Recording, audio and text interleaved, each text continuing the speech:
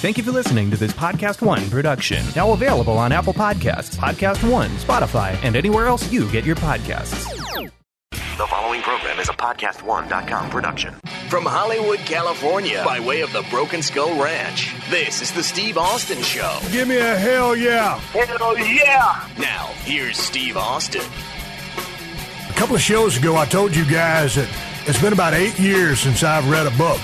And then I read a book on Bob Probert, the hockey player for the Detroit Red Wings. I was about to take a trip, and because I'd gained so much momentum from that one book, I knew that I needed to keep that going. So I had a couple of books on my bookshelf, and there was a book in particular that came out in 2005. I've had the book since 2006, and I've never read it. And the book was Terry Funk, More Than Just Hardcore. This thing has been sitting on my damn bookshelf forever, and I said, man, this is a prime time to read this thing. So I took it on my trip with me from L.A. to Houston, kept reading it, Houston back to L.A., finished it just yesterday. I've been bragging about this book because it hit home with me on so many levels, coming from the business of pro wrestling. And I told anybody that's a true fan of the business that they need to go out and buy this book, because that's how important I think this book is.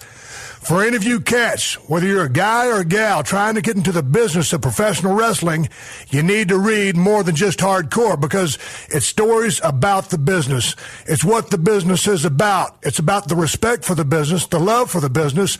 And Terry Funk has spent a lifetime in the business. There's life lessons in here. It's just an up and down thing that takes you on a hell of a ride. There's several spots in here where there's just laugh out loud stuff. And it just hit me right in my core. And I said back then, I got to have Terry Funk on the show. So without any further ado, I got Terry Funk on the show. Terry, thank you so much for being here on the Steve Austin Show. Welcome. Well, I'm glad to be here, Steve. Thank you very much for introduction that I probably didn't even deserve. I sound like a hell of a guy there. Well, I know there's a lot of... I try to be. A pretty salty human being when you're in the ring. And, Terry, when I was reading your book, you come from Amarillo. Your dad was a professional wrestler. He was a promoter. And Dory Jr. came along, and then you came along. It's a lifelong career. Your whole life has been in the wrestling business. But I don't want to start right from the beginning. I want to jump right into something that's been on my mind ever since the day it happened. And as I was reading the book, I was like, holy shit, I was there on this occasion. I want to take you back to ECW, the ECW Arena, right there in Philadelphia, that little wonderful shithole building with great atmosphere. It was my first night in the territory. I was healing up from a triceps injury. Eric Bischoff shit-canned me. Paul Lee gives me a call. I show up. It's you and Mick Foley in the ring. There's a flaming branding iron, and then there's a flaming chair, and the next thing I know, there's a fan burning at ringside on the front row. And I'm thinking, what the fuck did I get myself into? I got sued. Mick came out of the dressing room, to my surprise, with a flaming chair. I don't know where he got the damn thing, but it was flaming. It had 3-foot flames on it. He ran around the ring, came into the ring, hit me with the damn chair. I was burning up. I rolled out of the ring. He threw the chair at me, and somehow I got sued, and I was the one that was in trouble, that had to go up there. I think the guy sued us for like $20 million. So what happened out of it? We went ahead and lied our way out of it, I guess. They found us not guilty. We lied. That sorry son of a bitch didn't get a nickel. God dang, man. I was thinking to myself... He's got burns for LIFO. Man, it was my first night in the territory. I needed the money. I'd been fired. Gone was that guaranteed check from WCW. I roll in, and all of a sudden I'm thinking, man, what in the hell is going on here? People are going to burn up in flames and die. I said, this promotion is going under ASAP. What am I going to do for my next job? Oh, gosh, I'll tell you what. But at that time, though, as we had to make a name for ourselves, there was no television. It was all done by word of mouth. And it did. By word of mouth, we pretty much crossed the country. How was it in those, how long were you actually in ECW? I was there from the very, if you want to know who started the thing, it was myself and Eddie Gilbert. And I think his name was Todd Gordon. Yeah. And it was Todd. And Todd had some bucks that he wanted to put into the business. And Eddie and I flew up there and met with him in Philly and opened up our first show.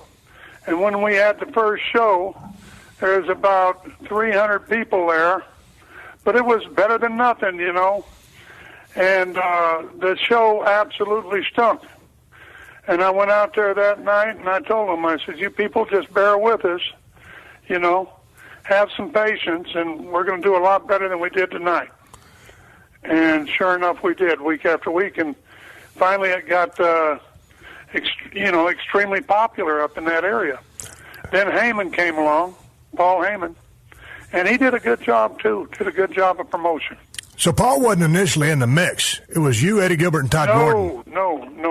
We were... And that was still Eastern Championship Wrestling, correct? Yeah, we were scratching then. So when did the Extreme name change come about? And whose idea was that? I don't know. Is it kind of came about as the fans themselves created that name.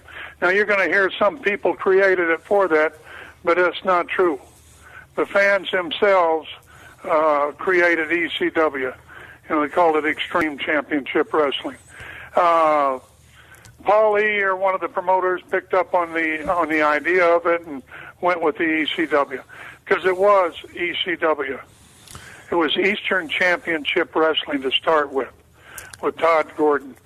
And, they just changed the Eastern to Extreme, And they changed it after they saw a few matches like myself burning up and a few things like that. Is a chair calling for chairs in the ring and having 250, 300 chairs thrown into the ring.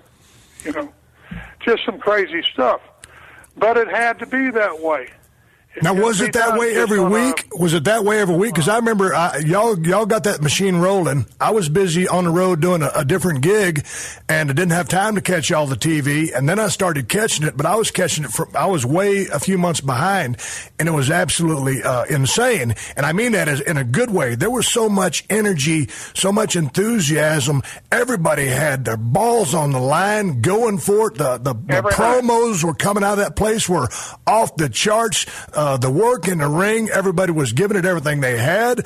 Was it everybody bonding together right off the get-go, or was it after that stinkeroo that first night and you got the promo and say this thing's going to get better? What lit a fire underneath that promotion to say, hey, let's turn this motherfucker around?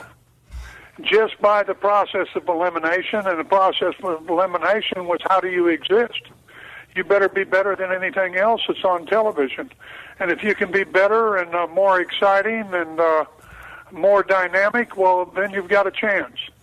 And that's what we knew we had to be, and we had a great camaraderie among the guys that we weren't going to, we were going to go down in a flame if we went down. And that's the way we all kind of looked at it. Was it that all for one for all mentality? Absolutely. And it was a wonderful mentality, Hey, let me ask you something, Terry. And that's the most wonderful thing about it, and Cactus came in up there, and he was a great entity into the thing, But I don't know if you, whenever I was at the WrestleManias, I introduced Cactus, and I don't know if you listened to my introduction or not. But it was very much about what a wrestler should be. Right. What I feel a wrestler should be, what Steve Austin thinks that a wrestler should be, and I'm not claiming to be one of the great ones, but the ones that really have the love for the wrestling business know that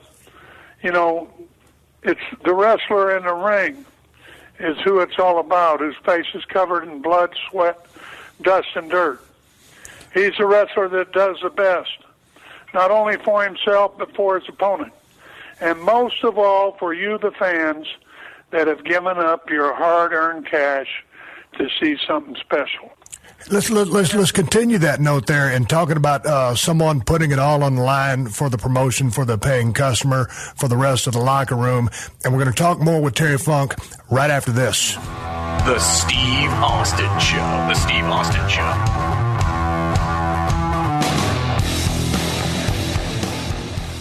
Hey man, do you own or rent your home? Sure you do. And I bet it can be hard work. You know what's easy? Bundling policies with Geico. Geico makes it easy to bundle your homeowners or renters insurance along with your auto policy. It's a good thing, too, because you already have so much to do around your home. Go to geico.com, get a quote, and see how much you could save. It's Geico easy. Visit geico.com today. That's geico.com.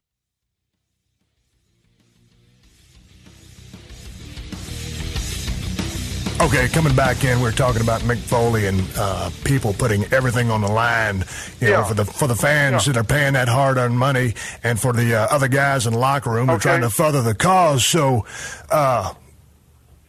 that attitude, is that around today?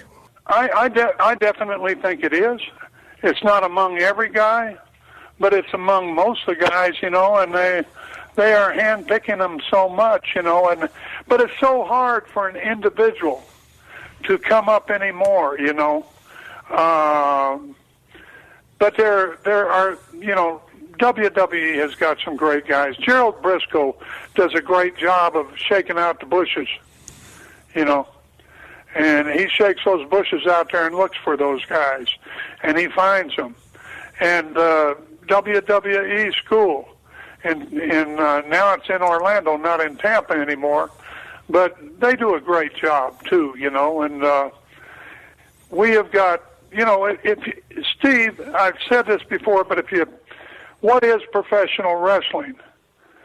It was a pure shoot in 1905. Right. And it was Total Entertainment. It had been announced at Total Entertainment in 2010. Right. Well, if you stretch a line along that, we all evolved somewhere along the line.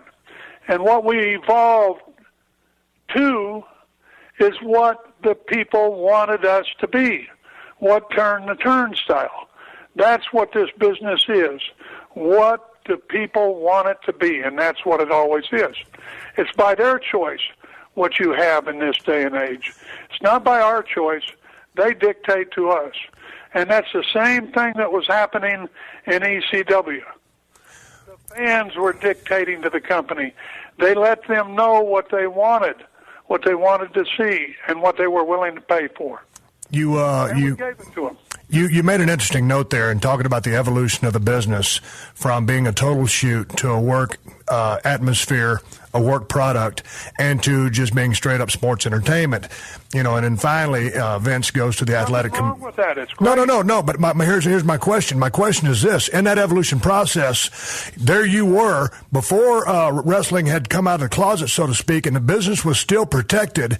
Then all of a sudden, you've got all the exposés because everybody, even from back in the day, wanted to think and say or imply that it was fake, or just call a spade and say, "Hey, this is fake." And guys were out on the streets fighting to protect their business. Your dad did it. You did it. Dory Jr. did it. So then when you're entrenched and you're trying to protect the business, and 2020 comes around and Geraldo Rivera is doing his thing, and Dr. D, David Schultz, slaps the hell out of John Stossel and breaks his eardrums to protect the business, what are you thinking while all this is going on? Like, is it, hey, the business is changing, or we got to hang on to what we got and stand our ground? Hang on and stand your ground. That was always, that was the way that my father taught me. Hang on and stand your ground. But I knew, I hung on and I stood my ground and I stood my ground and stood it. And finally, as I realized, but I came to the realization, which a lot of other guys didn't do, they wanted to stick with the old style and the old school and this and that. And I went ahead and I made my move up to WWE. And the reason I made it was because I knew that's where it was going. That's where it was going to all, accumulate and come to a peak, was up there. And there wasn't going to be any more. And I knew that. And other guys didn't know it. And a lot of guys, they, A lot of good guys, a lot of my good friends, went broke in the business, And should that happen, life is life. Life is life, and that's just the way it is. Well, with telling the people, hey, basically, this is sports entertainment, we're basically saying... Greatest thing that ever happened to our business. It was the thing that I was the furthest from my mind. At the time. It was the furthest from my brother's mind at that time. It was the greatest thing that he ever did, what Vince McMahon ever did whenever he said that we are sports entertainment. If he didn't do that, there would be no business right now. And I always got, from when that first happened, I was kind of like, well, at least we're not trying to insult the public's intelligence anymore. Because, all the while back in the evolution, as you protected it, you didn't want to smarten anybody up. And now you're finally saying, okay, it's entertainment, and you could really push the envelope creatively with the different storylines and not insult their intelligence and further bring them closer to the business. I agree with you 100%. But with that being said, Terry... I was on a funny trip, and the trip was I flew up from Florida, and several, I'd say 4 or 5 of us flew up. We flew up to, I don't know, it was up there on the East Coast, but Vern Gagne put the show on. It might have been up to Minneapolis. But Eddie flew us up there, and there was myself and Junior and Eddie and a couple of the other boys with us, And we flew up there to partake in that match up there because they were making total tapes to fight Vince. The territories were. Well, we flew up there, and it was an amazing situation. Eddie Graham was half nuts, and always will be. But he had a great mind for the business, and I think that if he would have lived, I don't know what he would have done. I think he was a dangerous individual. Hey, I think he might have pulled out his weapons, to protect Florida from the takeover that was taking place. Hey, but let me ask you a quick question about Eddie Graham, because I had his name written down here. I've got so many things that I have written down in different names, but I always heard, and Eddie Graham ran the Florida territory down there, and I had never got a chance to meet the guy, and I heard so many wonderful stories about that Florida territory and how badass it was, and the weather, the travel, it was a great territory. And Eddie Graham was always considered such a genius, but in particular with finishes. What was it about Eddie Graham that was so much more forward than everybody else from a promotional standpoint or finish standpoint? He was brilliant. I'll give you an example of Eddie. One night we were going up to Orlando, and he went ahead and he and I discussed a finish that 2 other guys were going to use that night, and talked about it and everything else. So we got there, and he says, Terry, come on in here and watch this. So he went ahead and he said to the 2 guys, he said, well, what do you think we should do? And one of them said, well, I think we should do this. And Eddie went ahead and kept them talking, just edging him in there till they finally came up with the same finish that he had discussed with me on the way up there. He was a wonderful, wonderful manipulator. He had a wonderful mind for the business. He truly did. And, as he did a lot of great things, too, as he learned a lot from my father, who learned a lot from a guy by the name of Kel Farley, who was an old-time wrestler here years ago that started Boys Ranch up here in the Amarillo area. That's when your dad took over, correct? Wide famous ranch, Yeah. And they take underprivileged kids there. But Kel started that place, and my father always preached to Eddie what Kel preached to him. You've got to do good things, Eddie, and my father too, for your community. And you've got to do the right things for the people in the town. You've got to be a good person. And that's what Eddie molded his life after, and my father, too, molded it after the way Cal lived his. And, that's a very important thing, that you're thought of as a good person, and Eddie was a good person. Of course, he was ready to go ahead and fight somebody any chance he got. My dad and him used to, duke it out all the time. Hey, Terry, let's talk about your dad for a second. Yeah. He got in the ring. He learned how to wrestle, and he was already a wrestler, but he got into the business of pro wrestling. It was a hard road for him to get in, and then he started promoting. And then as I was reading the book, I never really picked up who broke you into the business or who trained you. Was it indeed your father? Who taught you how to work? My father trained me. I started up here. I watched it. Whenever I was a kid, 4 years old, all the other kids wanted to play cowboys and Indians, and I wanted to wrestle because my father was a wrestler, and I just always wanted to be a wrestler all of my life. And, my brother was the same way. We both knew where we were going, but my father, he was a great amateur out of Indiana University. Yep. He won 3 state championships at at Hammond High in Hammond, Indiana. And then he got a scholarship to Indiana University. Well, he was there under Billy Tom his first year, made the team, did everything, and the war broke out. So what happened then is he joined up because he was going to be in the Navy. He wanted to be, have a bed instead of rolling around in a tent. So he joined the Navy and spent 4 years in it, and he came back. And whenever he came back, he just walked into the Chicago arena, said, I want to be a wrestler. Well, they had a couple of shooters up there, so they said, okay, if you can beat this guy, you can. So he beat that guy.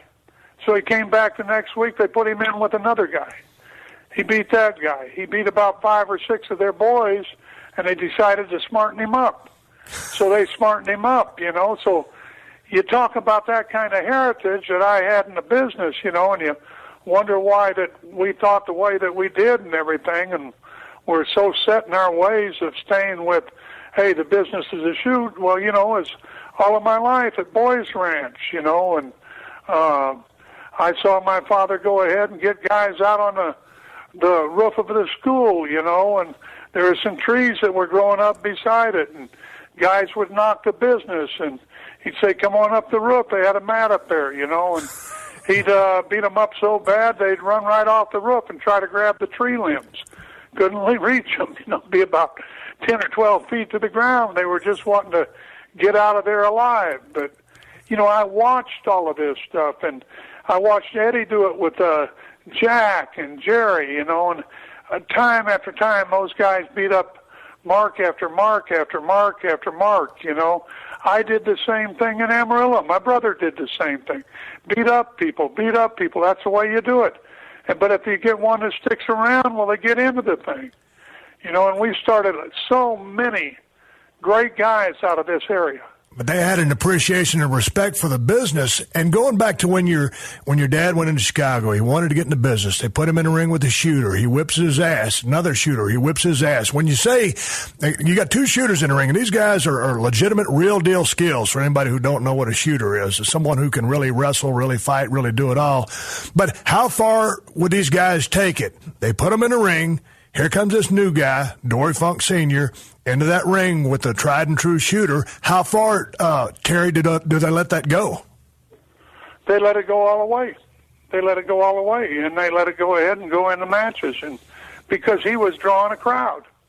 He was from Hammond, and they had it there in Hammond, in Chicago, 6 miles from Hammond, and they'd have the matches, and the old man would go ahead and go in there, and he would win.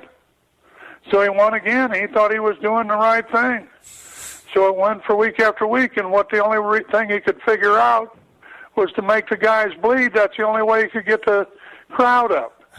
So he'd cross their face and, elbow them, and it was just a total MMA. He did that time after time. But the old man was tough, and, whenever they had the wrestling war in Houston, I didn't even discuss this, but whenever they had the wrestling war, years ago in Houston. You know, McLemore was down there then. You probably never even heard of that name. But McLemore was down there, and Siegel. But anyhow, my father went down there and was going to, you know, he was their shooter. You know, and the other ones that were down there was Ray Gunkel. Gunkel, national champion. Ricky Starr, they all went down there, you know, and faced everybody that anybody would send in there. But check it out, Terry. I got a question for you. I'm all over the board on this thing. So your dad's a shooter. I hope I'm making sense. No, you're making total sense. But your dad's a shooter. You can shoot. So can Dory Jr. Well, I don't know if I can or not, you know. Not right now, but I'm just saying back in the day, I mean, you were a wrestler's wrestler. You could mat wrestle. You could chain wrestle. You could do it all.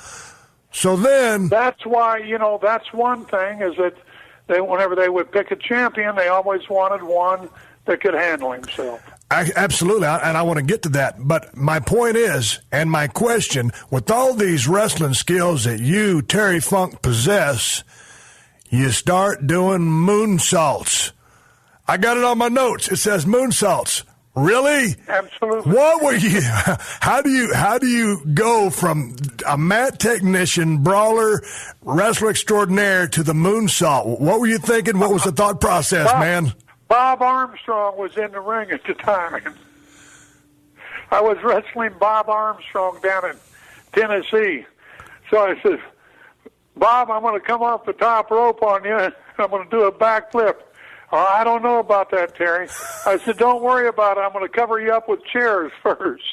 So I threw about 30 chairs on top of him. Chairs so always make a soft landing. Onto the chairs. What year was that?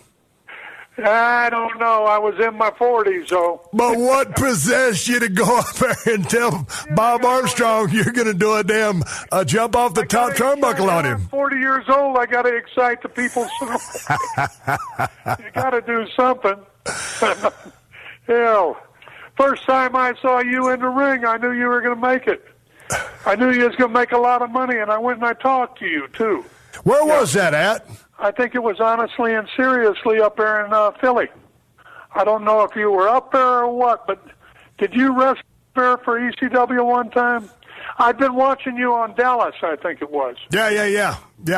Yeah, and I knew that you were a great worker. Saw you the first time, you know, and that's the funny thing, is I can pick out guys if they're going to, you know, I mean, I really, truly believe I could go ahead and I could walk out there right now and tell you which guy is going to draw money and which guy isn't. And I think that Steve Austin can do exactly the same goddamn thing.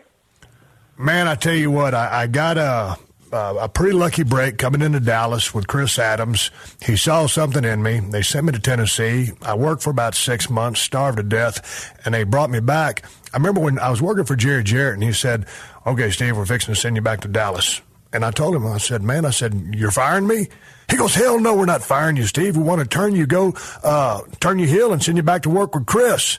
So I got lucky to be in a good program with Chris, and Chris is as good as he could be. Could be equally as bad, and he had his issues. But he was a great mentor as far as work in the ring. He always let me keep my heat when I needed it. He always got the win when he needed it. So it was a good platform for me, and so he helped me out tremendously.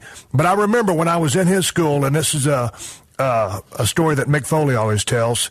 Mick was in the business before me, and we were in class, wrestling school, that Saturday morning after the TV taping there at the Sportatorium, and we were running the ropes.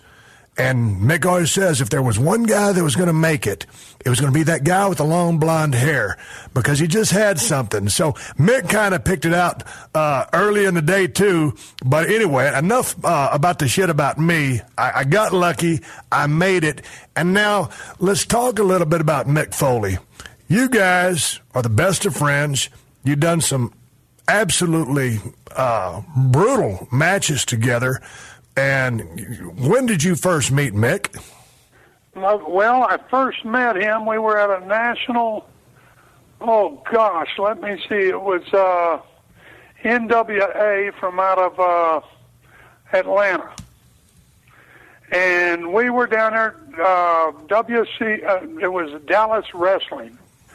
and I had seen Mick on a tape. And Mick came down there and came up there. After we had the matches, it was WCW. After we had the matches, Mick came up there, and I said, boy, you had a good match, and I said, I knew him because whenever I see a guy like that, it just instantly struck me as he had a little box. At that time, he had a little box office in him. I knew that he had box office in him, and that's the same way with you, as I knew that you had box office in you. Another guy that knew that you had box office in you was Rick. Rick always thought the world of your work. Well, I remember back in the day when I was more of a technical wrestler, before I got dropped on my head, and it kind of had changed my style into the brawler. I was kind of considered a little bit of the next Ric Flair, although that comparison can never really be made. Each wrestler is their own person, but that would be light years away and would never happen. But I remember in your book, one of the things you said about Mick, he came up to you, if you remember this, and he said, well, how was my match? And you told him it was a drizzling shits, or you told him it was a shits, and then you were kind of just fucking with him. But then you actually said, kid, you got potential. I see a lot in you, but you're taking too much of an ass whooping. I mean, yeah, we're plain to see that you can get your ass beat, but you got to be more vicious in the ring. You got to have more offense. That's exactly what I told him. That's the exact conversation that I had with him. And I think it was to a point of his hunger and trying to get over. And I say this because there's so many young cats who will be listening to this. So many people trying to find their way. Like I kind of modeled myself early on as kind of a chicken shit heel, kind of in the vein of Ric Flair, which wasn't my forte. It didn't work for me. Here's Mick Foley trying to get noticed, absorbing punishment, but not getting himself over, to your point of, hey, this sumbitch can whoop ass too. So there's so many things that go with getting over. And I think when you opened up his eyes to that, that certainly allowed him to turn the corner. I know that I took him over there to Japan, and I know that he did a wonderful job over there, and Mick he's the, epitome of a wrestler, of a great wrestler. He's not in there to hurt that opponent. He's in there to make his opponent. That's what we all got to remember, and the other thing that we got to remember is the better we make our opponents, it makes you that much better when you beat them. But, that was one of the things that I always loved about working with Mick because, man, I had some classic matches with that guy, and it was a very mutual respect. And I was snug in the ring. Everybody knew that. So that, but that's just the way I worked. But total respect for the other cat, and I was never trying to hurt anybody, and I damn sure wasn't a shooter. But my point is, every time I worked with Mick, he put it on the line every single night. It didn't matter if there was 20,000 or 50. Mick worked his ass off because people paid their money, and that sumbitch came to perform.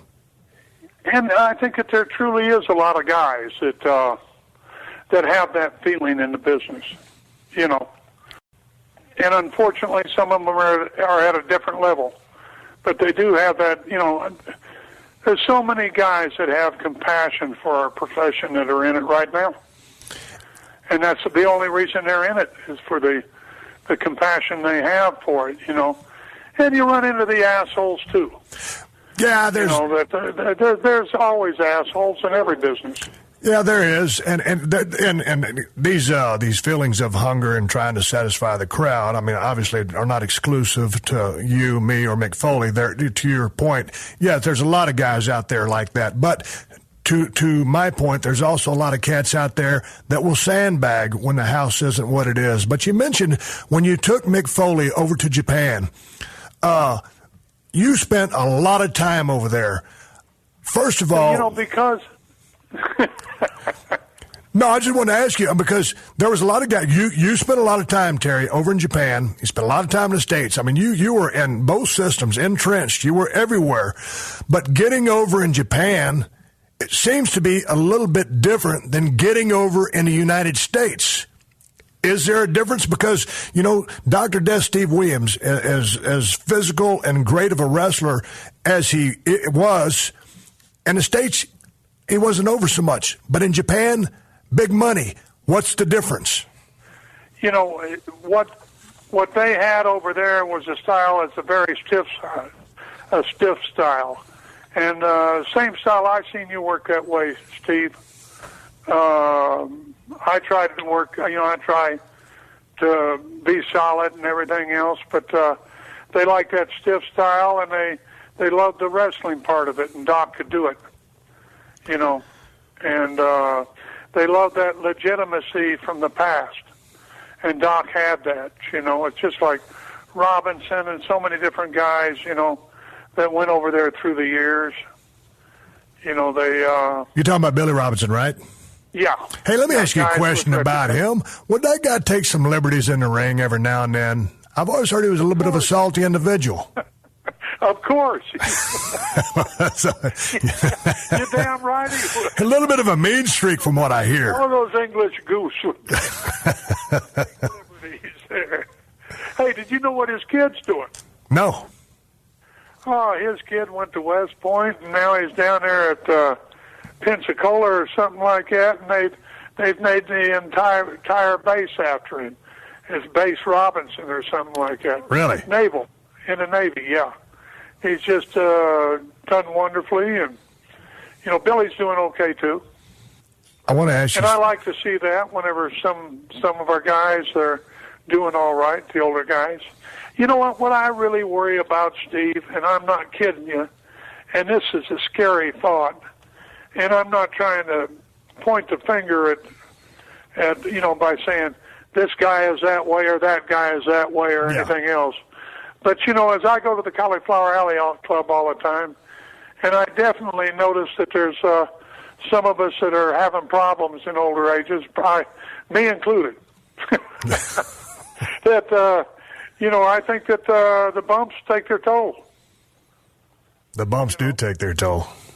Yeah, on the head. Absolutely. The head shots that we take through the years, Let's talk a little bit about that. The bumps, the grind, and the travel. Let's talk about bumps right now, and then I really want to get into the travel because you have some very interesting things to say about that. But these days are bumps to the head, chair shots. Yeah, that's my old man told me a long time ago. He says, Terry, he said, don't do that shit. I was wrestling Harley Race in Amarillo in a Texas death match. And I got out of a chair, and Harley did too. And we tried to beat each other's brains out. And my old man told me, he said, Terry, he said, don't do that crap. He said, one of these days you won't be able to think if you keep on doing that stuff. Well, the thing about it is, Terry, as you well know, And I'm not thinking very well. Well, I know, but to your point, you come from this wonderful background of amateur wrestling, and like a cat like me, who's just a straight up football player, goes to a professional wrestling school run by Chris Adams, and it was basically learn how to take bumps, protect yourself when you fall, and a couple of wrestling holds, and then, as you know, everything else is on the job training. My point is, never in any professional wrestling school that I know of do they teach you how to swing a steel chair.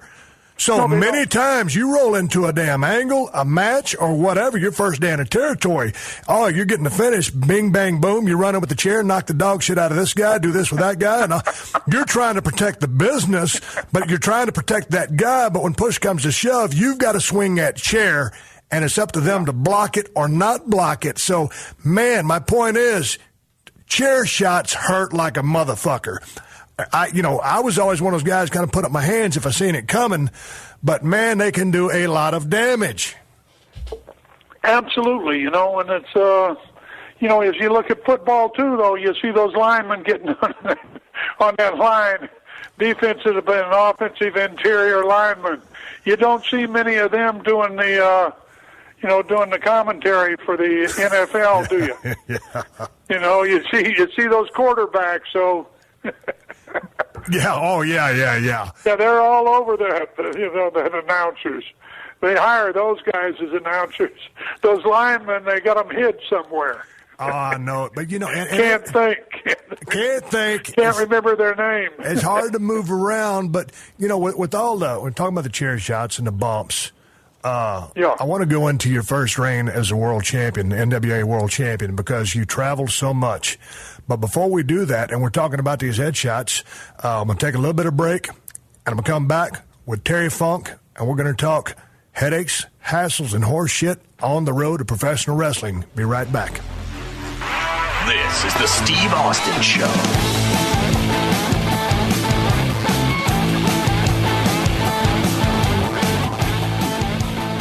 Let's talk about your best defense for the unexpected. Are you prepared if the unthinkable happens? If a medical emergency arises, Air Medcare Network provides members with world-class emergency air transport services to the nearest hospital with no out-of-pocket expenses.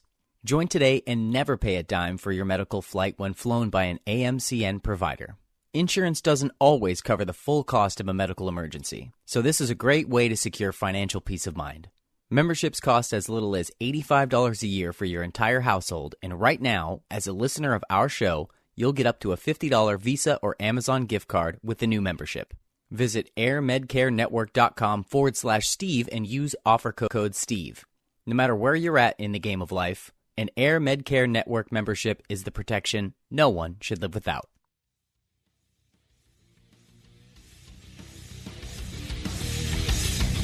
All right, coming back in from a little bit of break. I appreciate you guys supporting my sponsors. They mean so much to the Steve Austin Show, and they help me keep this thing on the air for free for you. So please show them some love and check them out. When we left off, we were talking about chair shots and a culmination of injuries. And before we go into Terry Funk's first world title reign as NWA champion, Terry, let's go down with right now inventory on your body. The kind of injuries you've sustained, or surgeries, broken bones. How are you? You're still in one piece, probably a lot of duct tape and baling wire. I'm the real $6 million man. You know, that's why I kept on going back out there to California. Because at the time, nobody covered anything as far as the wrestling business goes. So I'd go out there and get, I think at the time it was 12 or 15 grand or something like that, make that. And I'd have entire insurance in, you know. You talking about your SAG insurance? I kept on doing that, and kept on doing that, and kept on going back, and then I go back to wrestling later in the year. So finally I found out I was just a year away from retirement. So I went back out there, and I am a retired artiste. But what I do is I have had total medical and still do. But I've had so damn much, you know, and I'm thrilled that I did that, you know, and I would consider myself a genius for doing it. Well, that's one of the hard things about the business is because, you know, my whole life I never had, you know, this is a straight up deal. I never had any insurance at all.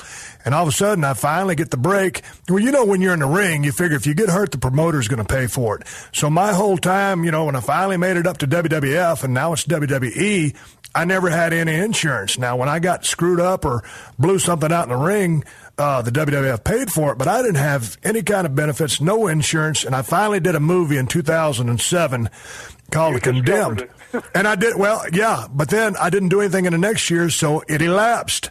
So finally I got back in the game and made another movie. And so my point is, guys like us are so hard and expensive to insure that it's beyond insanity. So now I keep my credits, to your point, like you are, to keep the SAG insurance, because, I mean, it sucks ass. Oh, I'll tell you what, it's a great insurance, SAG is.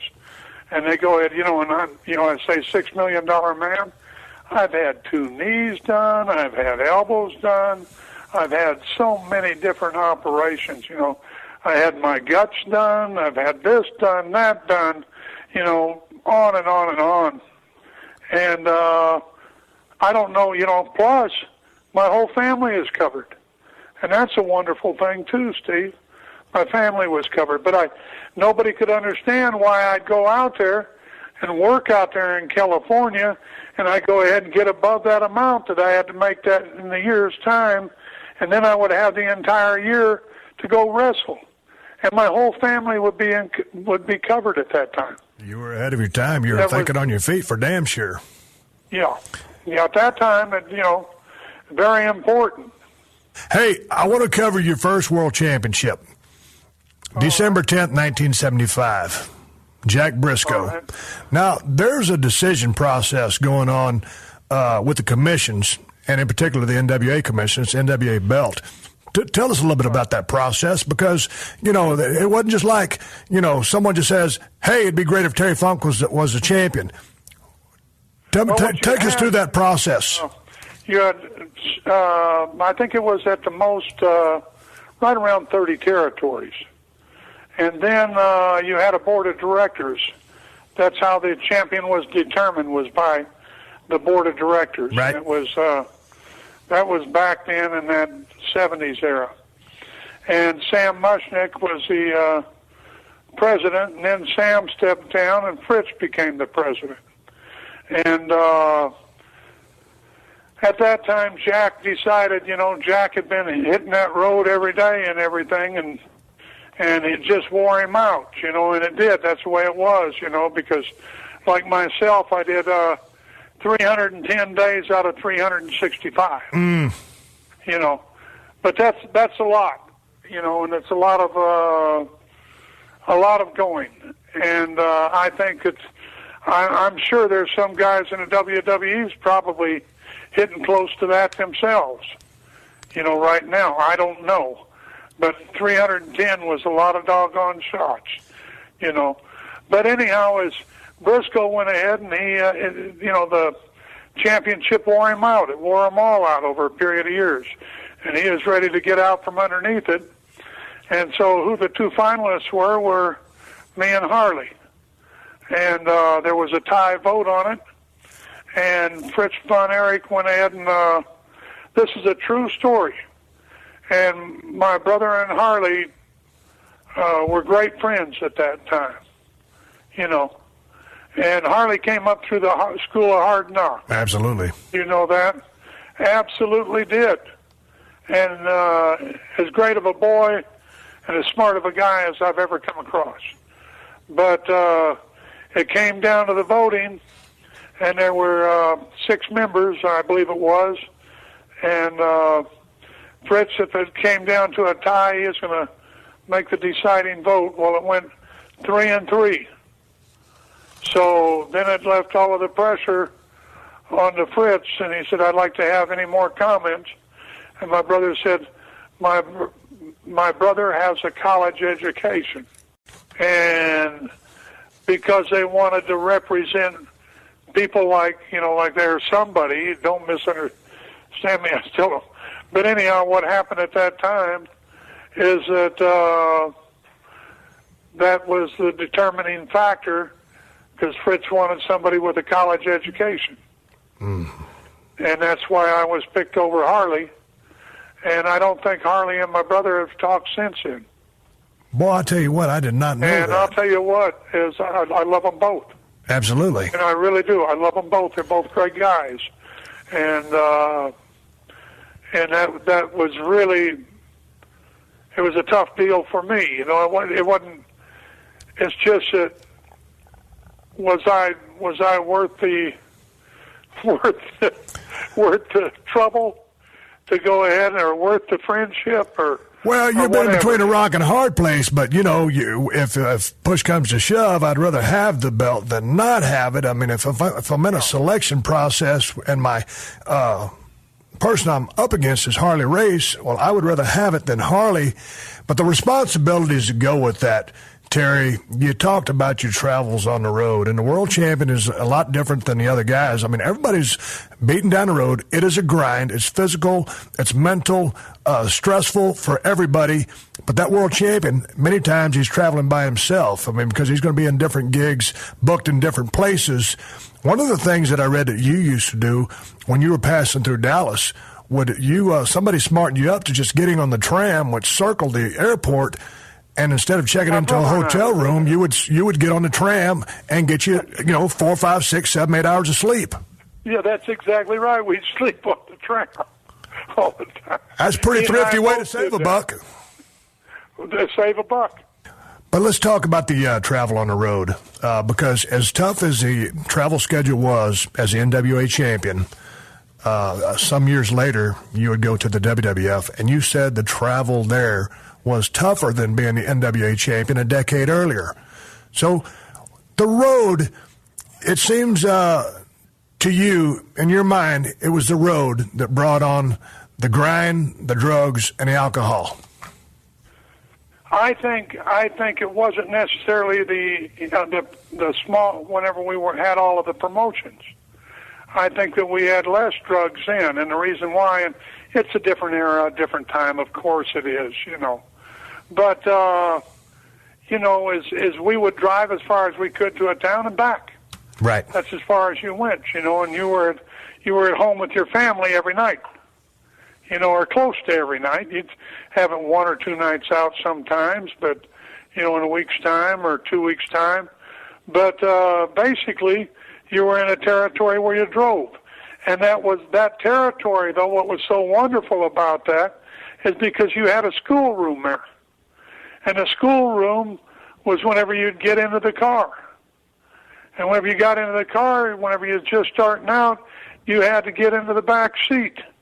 And usually there was not only 2 of you, but maybe 3. And the seat would be pushed all the way back up against you. And you'd listen to the old-timers, and you'd love every minute of it, though.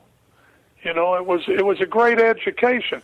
The road was a great education to the business. Now, where do you get educated? All right, let's all go to Chicago tonight. Well, I'll catch this flight, I'll catch that flight, you catch this flight. You're not really together. You're not in that confined atmosphere of a couple of old guys going ahead and talking bullshit to you, and serious bullshit too. That doesn't happen anymore. But I thought it was a great thing through all of those years.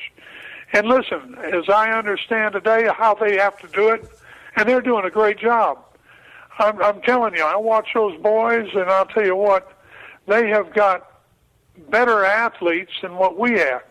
And I'm sincere about that, But with being on the road, Terry, with being on the road and always trying to occupy time, inevitably there seems to be, or was, at least when I was around, a lot of booze and a lot of drugs.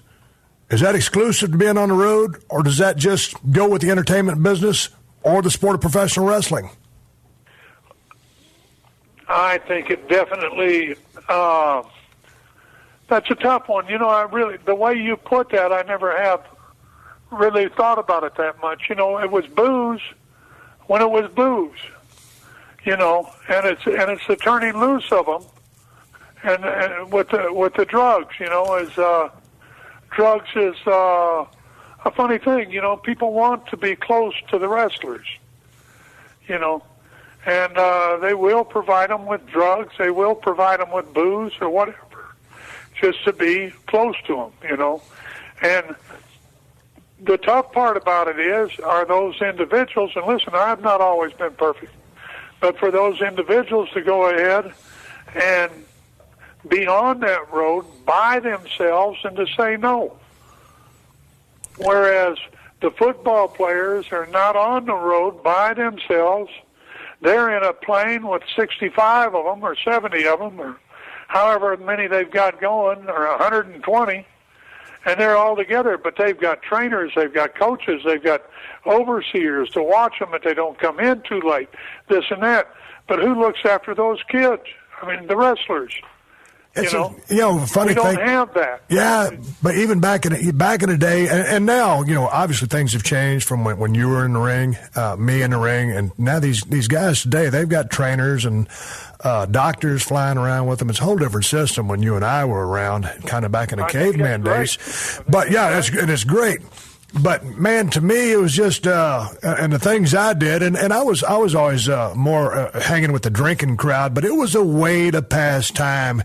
It was the socializing part of it, just passing the time. But one thing led to another, and then here we talk, and it's 2013, and you have and over 50 of the guys that have died in the last 10 years or whatever it is. I don't have any statistics on that, but not every time, but the last time one of the boys died, this always, I bring this up because it always bothers me, and I made it out alive. So did you, and everybody should.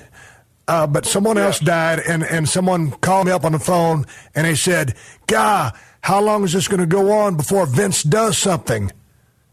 And I'm like, it ain't Vince's fault. Every man is responsible for what he puts inside his body, whether it's a pill, a drink, whatever. In my mind, everybody is responsible for taking care of themselves. And on Vince's behalf, he's paid for all these guys to go through rehab, all these detox programs. He's gone over and over, way beyond anything that he should have. But I always get mad at people when they're accusing Vince of being the culprit, because he's not. Do you share that same sentiment with me?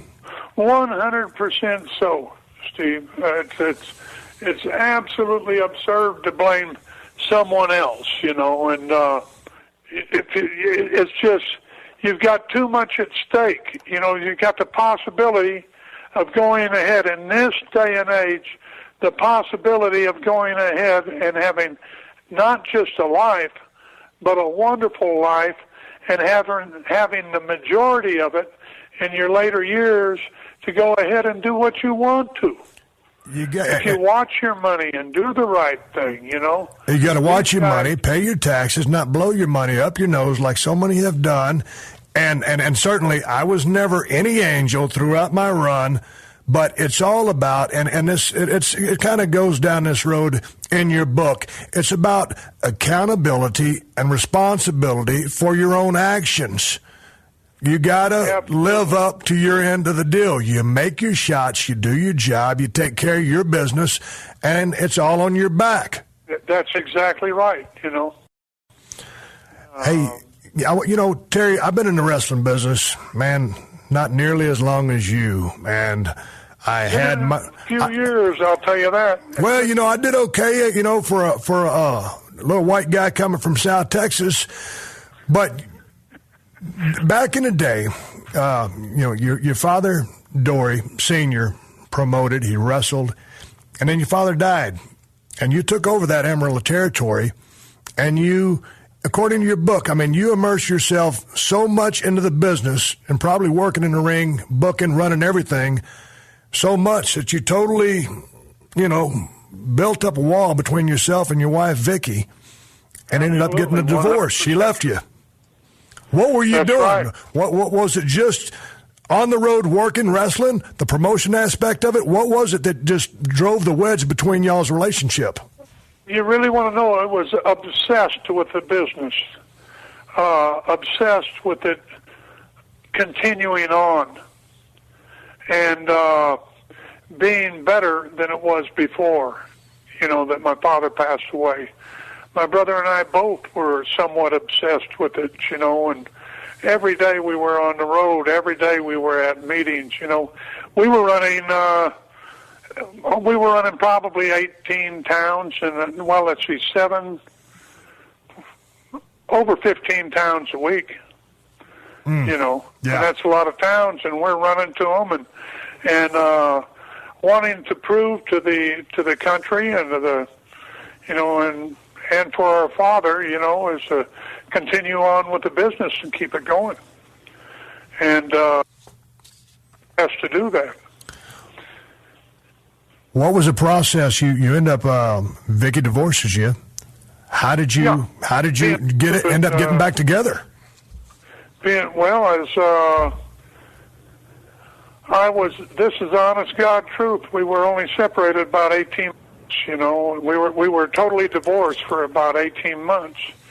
And we got back together whenever she went ahead, and I asked her, and we went through the process back and forth from absolutely a war to just a semi-battle to then the understanding that we still loved each other, and at that time I was champion, and that's whenever I was champion for, I forget how many months, it was about a year and a half or something like that.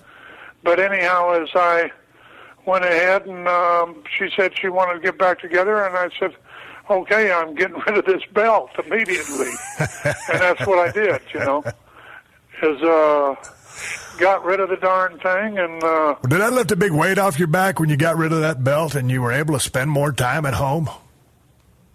I loved every minute whenever I got home with my 2 children at that time. They were young. I was blessed to have the opportunity to get back with my wife, and we're still together after, I guess, we don't even count that. We just call it time out, Took a few months time out there, and finally got back together. But been, all except for those months, been married now for, I think, 47 years or something like that. Before we get out of this, the road is funny. Did a lot of stupid things along the way, too. I think we all are. Well, I know, but the thing about it is, and I tell everybody, this is from my standpoint, or how I always looked at the road. When you get on the road, you love it. You're hanging out with the guys. You're working in the ring. You get that adrenaline rush, and you go down to the next town. And then you've been on the road long enough. You're ready to take your ass home. But then when you get home after a day and a half, you're bored. You're ready to get back on the road. Now, you love your family, but you got a chance to see them. But that road keeps calling your name. That road is saying, Steve, get your ass back out there. So, it's that kind of dynamic. And I tell people, you kind of go into zombie mode. You're fully functional. You're aware of everything, but you just go through the paces and you're drawn to the next town. And then you finally, like when I got out of the business, and I always say that's when I turned back into a civilian. And I finally got the business out of my blood. But it's an addiction, isn't it? It's not out of your blood. Well, no, but you know what I'm saying. It's out of my system as far as I'm not addicted to it anymore. The ring is not calling my name. That's right. That's right. That's the way you want it to be, too. And you're retired, but nobody, like people ask me about me coming out of retirement so many times. I said, well, if they offer me enough money again, I'll come out again. But right now, that you're talking dollar signs right there. So right now, if the dollar signs aren't yelling at you, that's one thing. But you don't still hear that voice calling your name, do you? No, not at all. Gotcha. Not at all. Hey, I want to talk to you. I want to shift gears because there's one thing I certainly want to talk to you about, and that's promos.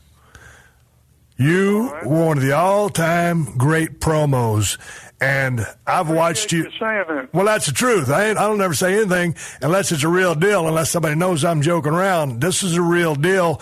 And some of your promos back in the day, and I watched a lot of them back then, and I watched a bunch of them on YouTube getting ready for this interview. And many times you'd roll in, and it was a pre-tape, and you had 3 to 5 minutes average to talk. And it was to set up an angle or to get a program started. A lot of them were on the fly in front of live television. My question to you is, I want to talk all about the aspects of promos, but let's just take this situation.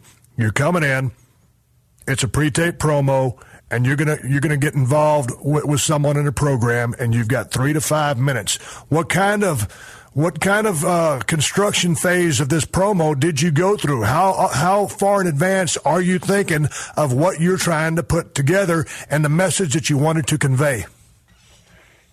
Sometimes it was very quick, and sometimes you didn't know about it, and it was just the immediate thing. I want you to talk about this, and you just, and then other times you would have time to prepare, and I don't think, it's who I learned the ability to do a promo from. Who did I learn from? Who did you learn from? My father was exceptionally good. Another good one, Curtis Iakea. Another great one, Boris Malenko. These guys were wonderful. Mark Lewin, he was great, but he wasn't near as great as those other guys that I mentioned right there. And they had the ability to take a minute, or take 2.5 minutes, and it's all about putting an ass every 18 inches. That's what it's about, and they could actually talk them into the arena. Curtis was one of the best of all. Malenko was one of the best of all. I wish that guys would have some access to Boris Malenko's promos whenever he was alive. I learned from him. I would go to the Florida television studio where we shot the promos, and I would walk into there, and there would be Boris Malenko, and Boris Malenko, everybody wondered what he was doing. He'd have a little piece of paper there. He'd be looking at that thing, marching back and forth, and thinking and thinking and thinking and looking at it and thinking, and he would go out there, and he'd make the most marvelous promo that you've ever heard in your life. It would just captivate you. They could talk people into the seats. Mm-hmm. Boris Malenko, King Curtis Iakea, the same way, But Malenko thought about him more than other people did. Curtis, it was a natural gift to him. At one time in my life, it was a natural gift to me. But it comes over a period of time. You just don't start going out there and start talking on television immediately and coming up with these wonderful things. It takes time, and the more you do it, and the more you do it each week. In other words, the more promos that you make, right, and the more you do over a period of time, the better you get.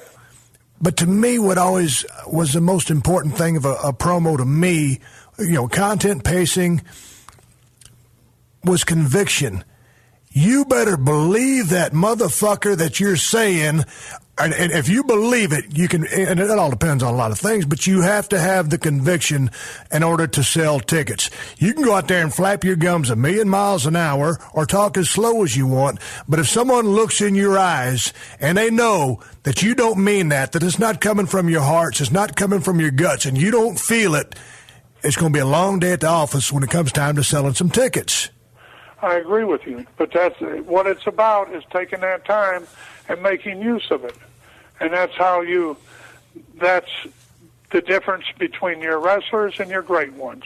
If they can do it all, they have to be able to do the promos, they have to be able to do it in the ring, they have to be able to do it all, I truly loved doing promos through the years, but I was always believed in being on the fringe. That was very important to me, and sometimes it was taken the wrong way. Right. And what I mean by being on the fringe is hitting home with people, Kind of like, would say, bordering on a shoot.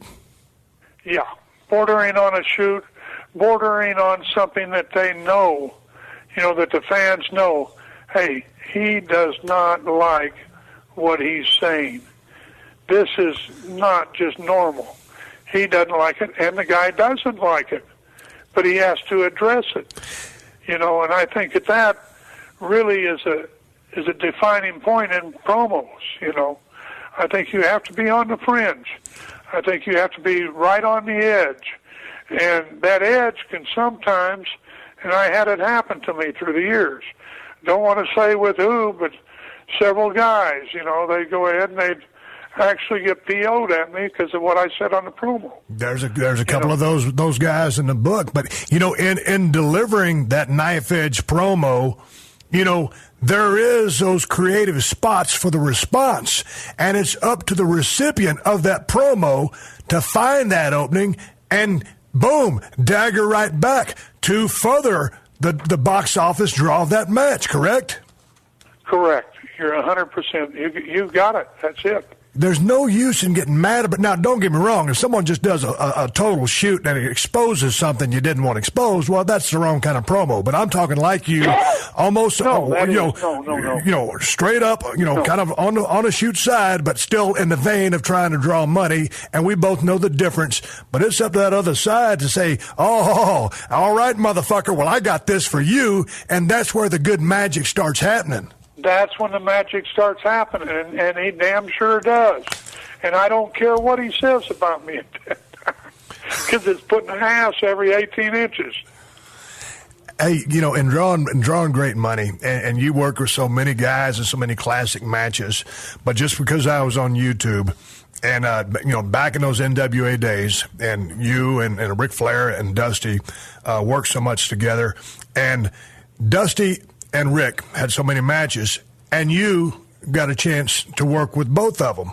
So when you got in the ring with each guy and you're all the same level, but what's the difference between working with now, obviously, I know that Dusty was a bigger guy and the mechanics of the match was different, but what was the difference just between being in the ring with Ric Flair and being in the ring with Dusty Rhodes? You got 3 Hall of Famers and you're working against both of them. So what was it like with each guy? You know, is both of them had charisma out the ass. Yes. That's what you want. You know? And you can't get any better than those two when it comes to charisma. And Dusty is totally different. Rick did it through, he did it through hard work and the American dream. I don't know exactly how he did that. Right. But he did it through talking. He did it through his promos. There's a guy that I didn't even mention about his promos. Was the greatest promo maker in the country. He didn't have to do real well in the ring, but Dusty could do well, and he did do well. You know, you know where Dusty came from? He came from right here, Amarillo, Texas. Yep. He actually came from Austin, but played football at West Texas State. You know, played baseball here too. Pretty damn good athlete. A little nuts, but he's a pretty good athlete. Hey, you know, how could you have it any better than to have Ric Flair and Dusty Rhodes? You know. Oh, I know. Curtis Iakea, and you know, I mean, Ted's daddy was one of the great ones. You put over Mike DiBiase a lot in the book. I put him over all day long. You said he really took you under his wing and helped you out a lot with your work and advice. Yes, he did, and good advice, the right advice, you know, and I rode down the road with him anytime that I had a possibility of getting in his car, I got into it, you know, and Teddy watched him grow up right here, you know, and brought him into the school here, West Texas State. He's playing football out, high school football in Arizona. Got him a scholarship here. Then Dick Murdoch got a hold of him after about his second year and went ahead and took him to Louisiana. God damn, Dick should have never done that. should have let Teddy get his education. But Teddy was always one of my favorite workers, and Iron Mike was a little bit ahead of my time, so I didn't get a chance to hear more. No, but that's all I heard was great stuff about Iron Mike. The best.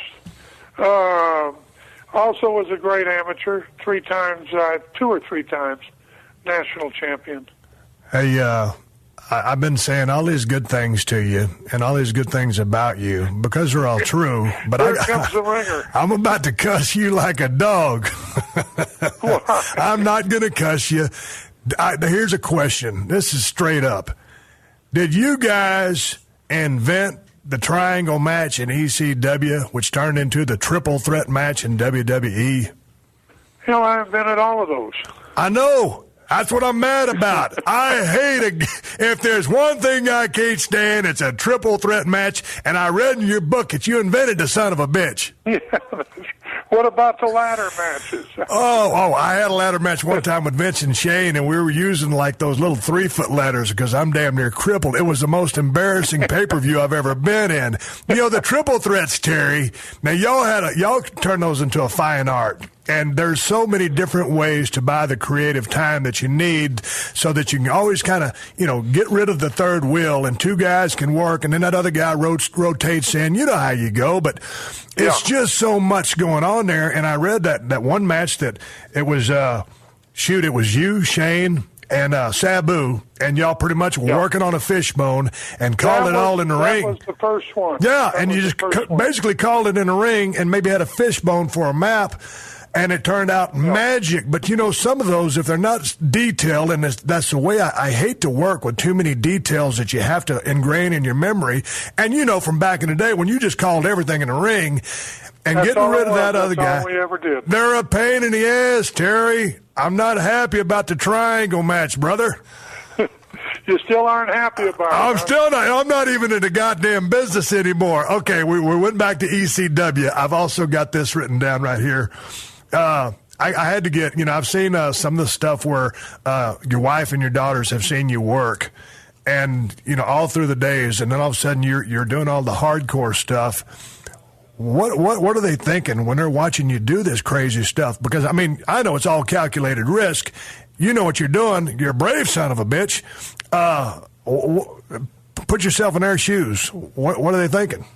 They bawled a lot at the matches. Mm-hmm. You know, and that's hard to watch a loved one do that. Something that my wife, you know, I didn't want them doing that, but they watched and they believed, you know, and never did smarten them up until they were about 15, 16, you know, and smarten them up then, you know, and they really appreciated the business, you know, and I just kind of followed the same road my father did.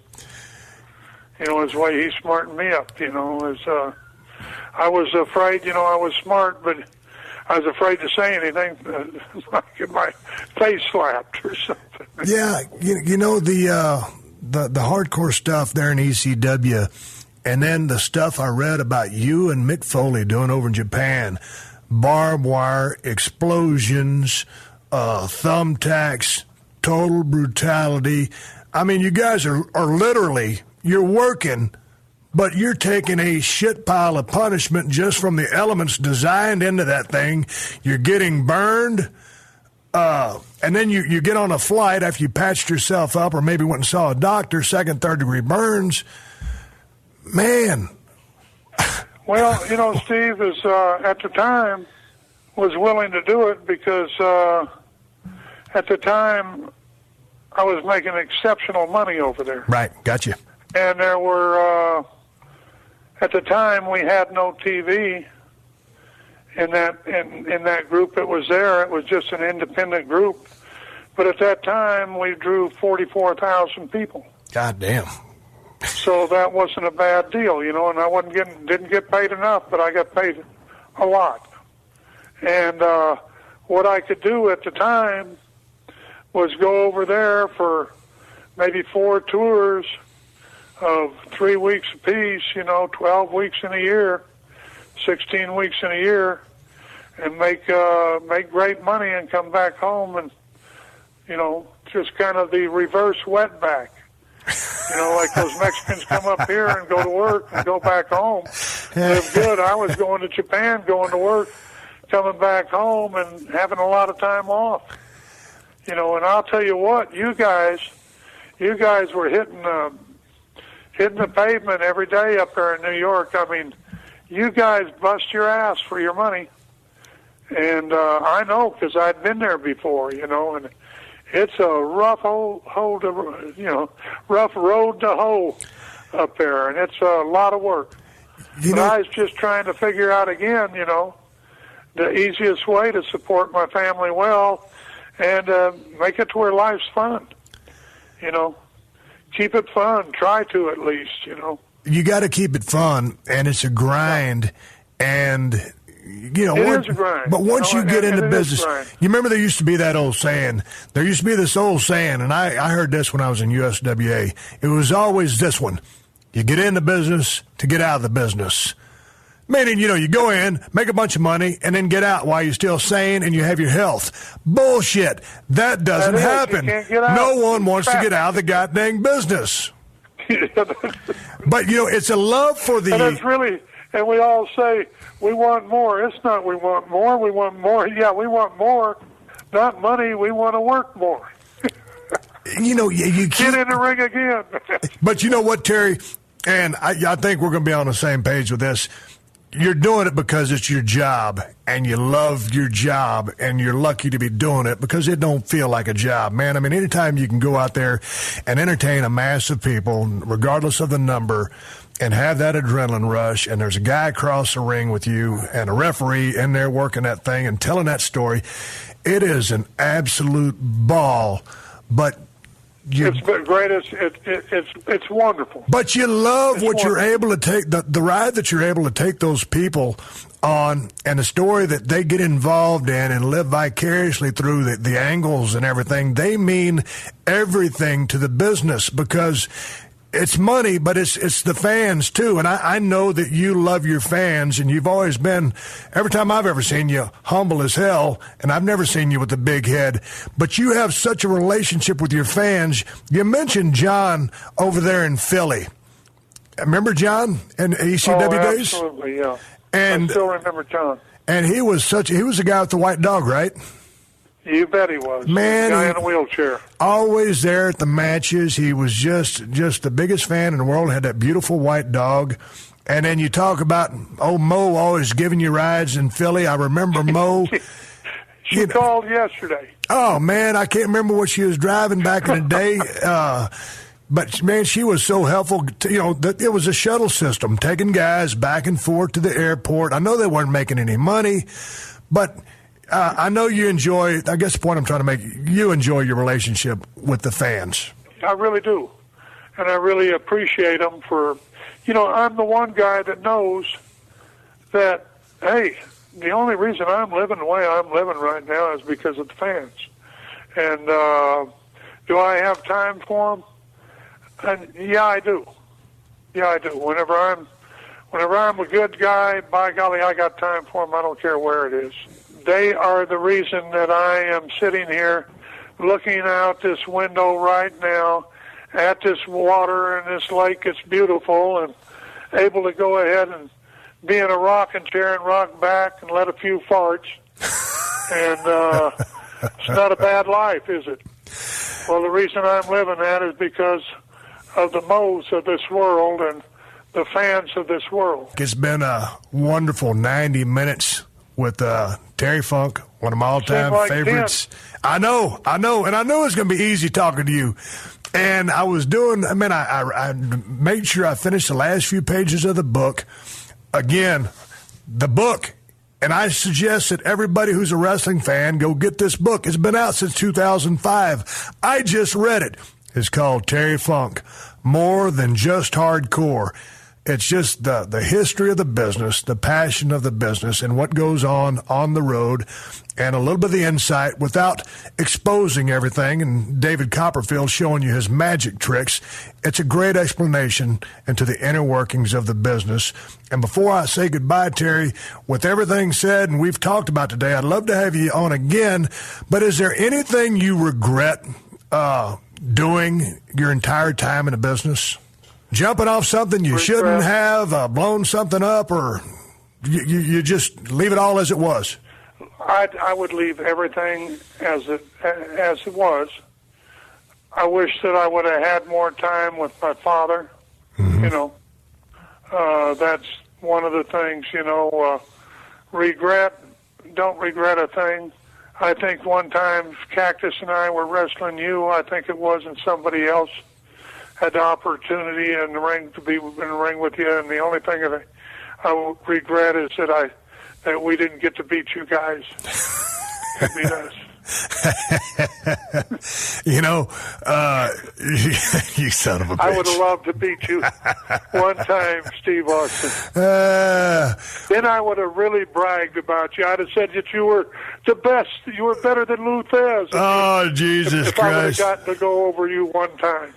Throughout the book, you keep going back, and it was all about spending more time with your family. You went down a hell of a damn road. You got divorced from your high school sweetheart. You got back with her. You talk about watching your two daughters grow up and how much you valued that time. And I'm at that same place right now. I never won Father of the Year. I was always gone, and I'm working my ass off, and I could have done a lot better. But now I'm out of that ring. I love being with my wife and my dogs. I'm enjoying life. It sounds like you are too. I want to say thank you very much for being on the show, and I wish you nothing but the best. Had a great time with you, Steve. This has been a Podcast One production. Download new episodes of The Steve Austin Show every Tuesday at PodcastOne.com. That's PodcastOne.com. Hey, man, do you own or rent your home? Sure you do, and I bet it can be hard work. You know what's easy? Bundling policies with Geico. Geico makes it easy to bundle your homeowners or renters insurance along with your auto policy. It's a good thing, too, because you already have so much to do around your home. Go to geico.com, get a quote, and see how much you could save. It's Geico easy. Visit geico.com today. That's geico.com. Hey, what's up? It's Meta World Peace here. And I got my new podcast, Metaphorically Speaking. We're going to be talking about mental health, basketball, and a lot of tough topics. All that and more with my friends and celebrities So make sure you check out my podcast, Metaphorically Speaking, every Thursday on Apple Podcasts, PodcastOne, and Spotify. This is Monsters is a true crime podcast and YouTube channel where I tell the stories of the worst people on the planet. Though the stories of the victims are told, we focus on the monster who carried out the evil act. The show is split into seasons, and each season has a theme. In Season 1, we covered cases of filicide, which is the act of a parent killing their own child. In Season 2, we covered cases of people killing for love. We recently finished up Season 3, where we covered cases of parricide, which is the act of someone killing their parents. Tune in now as we start Season 4, where we dive into the minds of family annihilators, sick individuals who decided to destroy their entire families. Check us out anywhere that you listen to podcasts or on YouTube by searching This is Monsters.